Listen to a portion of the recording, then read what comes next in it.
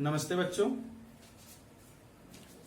देखिए, पिछली क्लास में हमने आपको जयशंकर प्रसाद, जो कि छायावाद के प्रमुख कवि हैं, प्रवर्तक कवि हैं, ठीक है, तो उनके विषय में या उनके व्यक्तित्व एवं कृतित्व के विषय में हमने आपको बताया था। व्यक्तित्व के अंतर्गत क्या आता है? उनका पूरा संपूर्ण जीवन परिचय, यानी कब इनका जन्म हुआ, इनके पिताजी का क्या नाम था, कहाँ जन्म हुआ और इनकी जो शिक्षा दीक्षा थी, हैं, तो इस तरह हमने बताया था कि जयशंकर प्रसाद का जन्म कहाँ हुआ था? काशी में सन 1889 ईस्वी में। और इनके पिता का क्या नाम था? देवी प्रसाद, ठीक है। इनका जो बचपन का नाम था वो क्या था? झारखंडी, ठीक है। और हमने बताया था कि जब ये काव्य रचना प्रारंभ किया इन्होंने, तो सबसे पहले ब्रजभाषा में ही इन्होंने काव्य रचना करना प्रारंभ किया और कलाधर उपनाम से ये ब्रजभाषा में रचना करते थे। लेकिन जब धीरे धीरे जब परिवर्तन आया तो इन्होंने समय की मांग को देखते हुए समाज की जैसी आवश्यकता थी उसके अनुकूल इन्होंने परिवर्तन किया और खड़ी बोली में काव्य रचना प्रारंभ कर दिया, ठीक है। तो इस तरह से इनका जीवन परिचय था। और जो कृतित्व के अंतर्गत क्या था? इनका रचना संसार, इन्होंने क्या क्या लिखा, कौन कौन से काव्य संकलन लिखे, निबंध, कहानी, उपन्यास, नाटक आदि सब कुछ ये आपका इनके कृतित्व के अंतर्गत आता है, रचना संसार के अंतर्गत आता है, ठीक है। तो चलिए आज हम लोग अब जयशंकर प्रसाद द्वारा रचित कामायनी जो महाकाव्य है उसके अंतर्गत जो आपके पाठ्यक्रम में श्रद्धा सर्ग दिया गया है आपकी व्याख्या के लिए कि श्रद्धा सर्ग आपके पाठ्यक्रम में है, तो हमने बताया भी था पिछली क्लास में कि कामायनी में कितने सर्ग हैं? 15 सर्ग हैं। कितने? 15, ठीक है। और इसका जो प्रकाशन वर्ष है कामायनी का वो क्या है? सन 1935, ठीक है, प्रकाशन वर्ष। और 15 सर्ग कौन कौन से हमने पिछली क्लास में बताया था, लेकिन एक बार फिर ध्यान दीजिए, देख लीजिए कि चिंता, आशा, श्रद्धा, काम, वासना, लज्जा, कर्म, ईर्ष्या, ईड़ा, स्वप्न, संघर्ष, निर्वेद और दर्शन, रहस्य, आनंद। यानी कामायनी का जो प्रारंभ है वो चिंता सर्ग से होता है और जो अंत होता है वो आनंद से होता है। तो इस तरह से प्रतियोगी परीक्षाओं में पूछा भी जाता है कि कामायनी का प्रथम सर्ग कौन क्या है या कामायनी का अंतिम सर्ग कौन है। तो कामायनी का प्रथम सर्ग कौन है? चिंता। और अंतिम सर्ग क्या है? आशा, आनंद, ठीक है। इसके पश्चात में कामायनी के जो मुख्य पात्र हैं वो कौन कौन से हैं? आपके श्रद्धा, मनु और ईड़ा, ठीक है। मनु किसका प्रतीक है? मन का, श्रद्धा हृदय का और ईड़ा बुद्धि का प्रतीक है, ठीक। तो आइए चलिए देखते हैं हम व्याख्या। देखिए कि कौन तुम संस्कृति जल निध तीर तरंगों से फेंकी मणि एक, कर रहे निर्जन का चुपचाप प्रभा की धारा से अभिषेक, मधुर विश्रांत और एकांत जगत का सुलझा हुआ रहस्य, एक करुणा में सुंदर मौन और चंचल मन का आलस्य। ये देखिए पंक्तियां हैं। तो हमने सबसे पहले बताया था कि व्याख्या करते समय क्या करते हैं? संकेत लिखते हैं। और संकेत का जो मतलब है वो क्या है कि जिस पद की, जिस काव्य पंक्तियों की या जिस छंद की आप व्याख्या कर रहे हैं उसका जो है प्रथम शब्द और अंतिम शब्द लिखा जाता है, ताकि ये पता चल सके कि आप किस पद की व्याख्या कर रहे हैं, किन काव्य पंक्तियों की व्याख्या कर रहे हैं। तो आइए देखते हैं। सबसे पहले आता है आपका संकेत। और संकेत में अब क्या लिखना है इसमें कि कौन तुम, ठीक, डॉट डॉट डॉट करके अंत में क्या लिखना है, मन का आलस्य, ठीक। ये आपका क्या हो गया, संकेत। फिर आता है आपका संदर्भ एवं प्रसंग। तो देखिए संदर्भ और प्रसंग में क्या लिखते हैं कि प्रस्तुत काव्य पंक्तियां या प्रस्तुत पद हमारी पाठ्य पुस्तक आधुनिक हिंदी काव्य के छायावाद के प्रमुख कवि या प्रवर्तक कवि महाकवि जयशंकर प्रसाद के महाकाव्य कामायनी के श्रद्धा सर्ग से अवतरित है, उद्धृत है या लिया गया है, ठीक। और आशा सर्ग में जो मनु रजनी से अपने प्रेयसी को प्राप्त कराने के लिए जो प्रत्याशा करते हैं, उसी के अनुसार अपरिचित श्रद्धा आकर के विचार मग्न मनु से यह प्रश्न कर रही है। ये आपका इसमें प्रसंग हो जाएगा, संदर्भ के बाद प्रसंग, कि श्रद्धा आकर के विचार मग्न मनु से कुछ प्रश्न पूछती है, प्रश्न कर रही है, हैं? और श्रद्धा मनु के महान व्यक्तित्व से प्रभावित हो जाती है और साथ ही साथ उनके एकाकी जीवन का रहस्य भी जानना चाहती है कि आप ऐसे एकदम निर्जन एकांतवास में क्यों रह रहे हैं। इसका जो रहस्य है वो जानने की भी कोशिश करती है। कौन? श्रद्धा, ठीक है। चलिए तो देखिए, फिर इसके पश्चात में आता है आपका क्या, व्याख्या, ठीक। और व्याख्या के पश्चात आएगा विशेष। तो आइए देखते हैं व्याख्या। और हाँ, व्याख्या से पहले कुछ जो कठिन शब्द हैं उनको भी देख लेते हैं कि संस्कृति का अर्थ क्या है, संसार। जलनिधि का अर्थ है सागर। और अभिषेक का अर्थ है मंगल कामना हेतु, मंगल कामना हेतु, ठीक। और करुणामय का अर्थ है दयामय या कोमलतापूर्ण, कोमलता पूर्ण, ठीक है। और आलस्य का अर्थ है क्या, सुस्ती या आलस, ठीक। तो ये आपके कठिन शब्दों के अर्थ हो गए। अब चलिए देखिए व्याख्या कि कौन तुम संस्कृत जल निधि तीर तरंगों में से फेंकी मणि एक, कर रहे निर्जन का चुपचाप प्रभा की धारा से अभिषेक। कवि कहता है यहां पर कि श्रद्धा जो है मनु को एकांत में शांत बैठे हुए देखती है जब, तो वह उनसे पूछती है कि तुम कौन हो।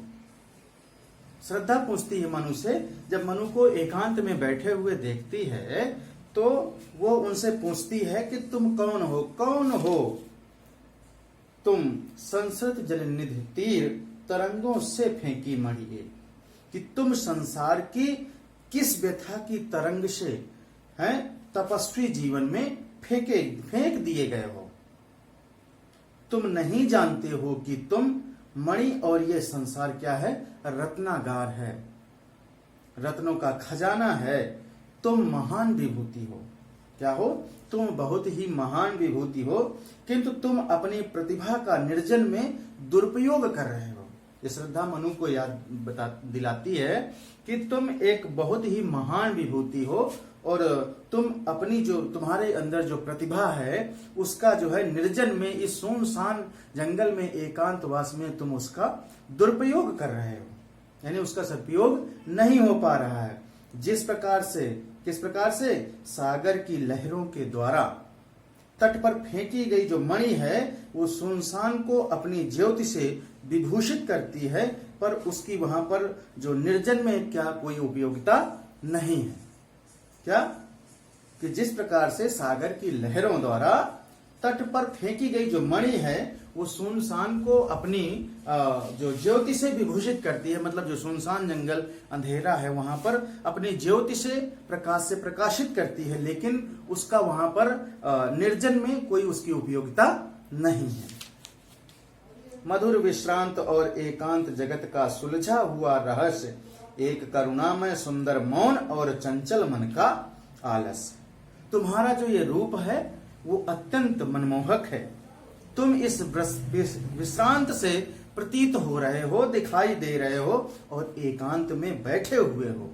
तुम्हें देख करके ऐसा लगता है कि मानो कैसा लगता है कि तुम संसार के रहस्य को तुमने सुलझा दिया है। अतः तुम यहाँ पर निश्चिंत होकर के, एकदम बिना चिंता के निश्चिंत होकर के यहाँ पर बैठे हो और तुम्हारे मुख पर करुण भाव छाया हुआ है। तुम्हारे जो मुख पर है, तुम्हारे चेहरे पर है, वो करुण भाव, करुणा का भाव छाया हुआ है। और तुम्हारी जो मौन है, जो मौन मुद्रा है, ये अत्यंत ही आकर्षक प्रतीत हो रही है। जो कि तुम कुछ बोल नहीं रहे हो, तुम एकदम मौन हो, तो ये जो तुम्हारी मौन मुद्रा है ये बहुत ही अत्यंत आकर्षित प्रतीत हो रही है, आकर्षक दिखाई दे रही है। ठीक। और ये तुम्हारी ये शांति, जो शांति है, जो एकदम मंत्र मुग्ध बैठे हो, वो सदैव चंचल रहने वाले मन की शिथिलता के समान है। अर्थात मन तो तुम्हारा बहुत चंचल है, लेकिन वो संसार में जाना चाहता है, किंतु यह चंचल मन का जो आलस्य है वो कुछ नहीं कर सकता है। जो चंचल मन का जो आलस्य है वह कुछ नहीं कर सकता है। तुम भी उसी प्रकार हो, तुम भी उसी प्रकार हो। तुम्हारे जीवन में भी कुछ कमी है। तुम्हारे जो एकांतवास में बैठे हो एकदम शांति पूर्वक, इसलिए तुम्हारे जो मन में है, तुम्हारे जीवन में है, वो कुछ न कुछ कमी अवश्य है। ठीक। ये हो गई आपकी व्याख्या। अब चलिए देखिए इसमें विशेष में नंबर 1 की जो श्रद्धा सर्ग का प्रारंभ नाटकीय है। ठीक।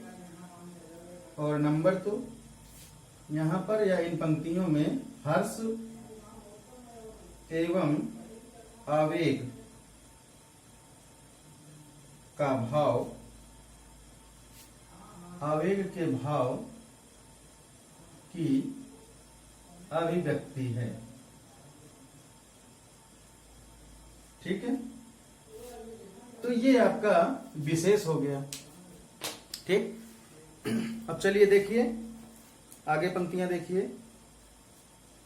कि सुना है यह मनु ने मधुर गुंजार, मधुकरी कासा जब आनंद, शानंद किए मुख नीचा कमल समान, प्रथम कवि का ज्यों सुंदर छंद, एक झिटका सा लगा सहर्ष, निखरने लगे लुटे से कौन, गा रहा यह सुंदर संगीत, कुतूहल रह न सका फिर मौन। देखिए सबसे पहले व्याख्या में हम लोग क्या लिखते हैं, संकेत। तो देखिए संकेत में क्या लिखेंगे, सुना यह मन ने, सुना यह मन ने, और डाट डाट डाट करके अंत में क्या लिखना है कि रह न सका फिर मौन, रह न सका फिर मौन। ठीक। ये आपका संकेत हो गया। इसके पश्चात में फिर आता है संदर्भ और प्रसंग। तो प्रस्तुत काव्य पंक्तियां या प्रस्तुत पद हमारी पाठ्यपुस्तक आधुनिक हिंदी काव्य के छायावाद के प्रवर्तक कवि महाकवि जयशंकर प्रसाद द्वारा रचित कामायनी के श्रद्धा सर्ग से अवतरित है। ठीक है। ये आपका संदर्भ हो जाएगा। और प्रसंग में कि मनु अवसादग्रस्त अकेले बैठी है, दुखी होकर के मनु अकेले बैठी हुई है। और वहां पर श्रद्धा ने आते ही उनसे पूछा, संसार सागर के तट पर तरंगों द्वारा जो मणि फेंकी गई है वो मणि के समान तुम कौन हो? तुम कौन हो? ये किससे श्रद्धा पूछती है? मनु से। ठीक है, तो इसकी व्याख्या अब देखेंगे। फिर आती है व्याख्या। तो चलिए देखिए व्याख्या। और इसमें जो कठिन शब्द हैं देखिए, जैसे मधुर गुंजार मतलब मनोहर स्वर, मधुर मतलब मनोहर मतलब मीठे मीठे स्वर। ठीक है, मधुकरी मतलब भ्रमरी।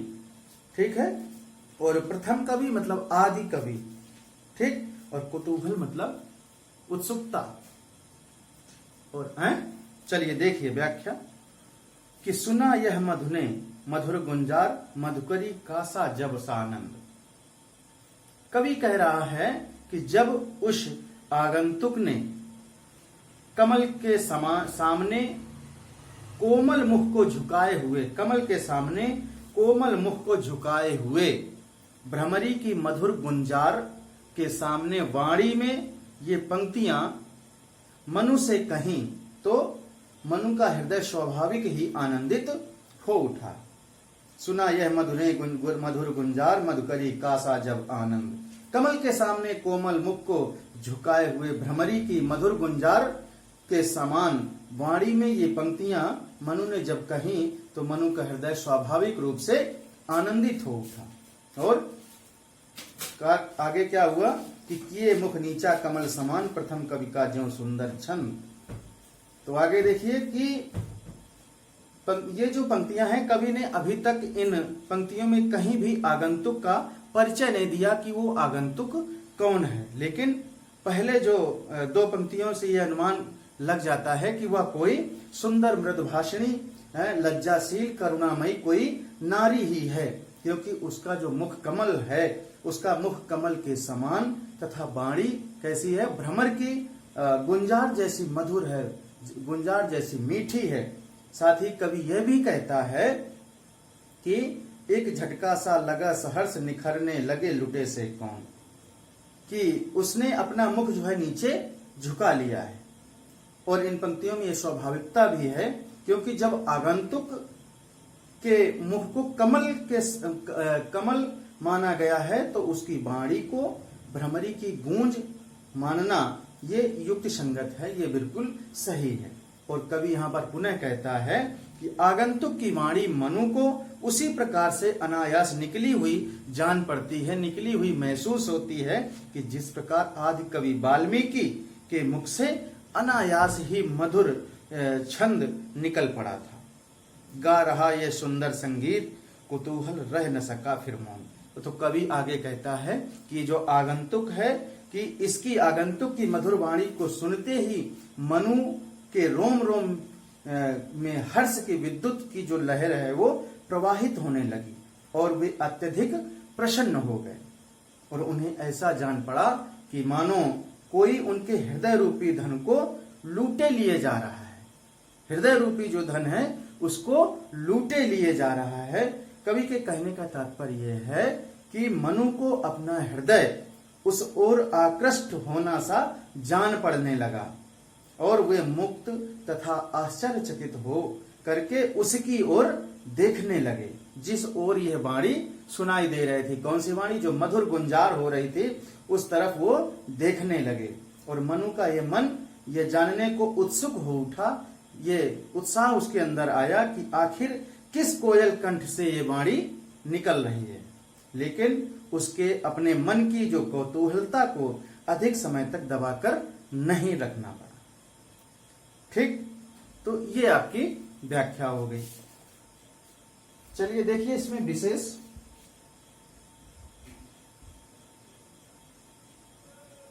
नंबर 1, खड़ी बोली का अत्यंत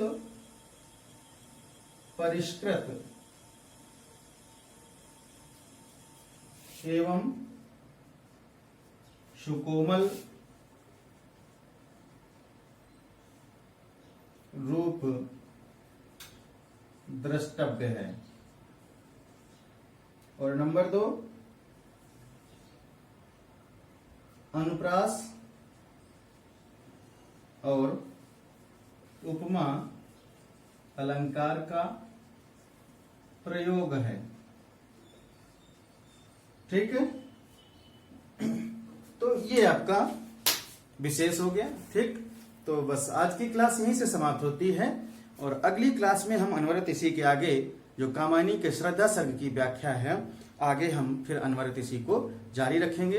ठीक है, तो बस आज की क्लास यहीं से समाप्त होती है। धन्यवाद।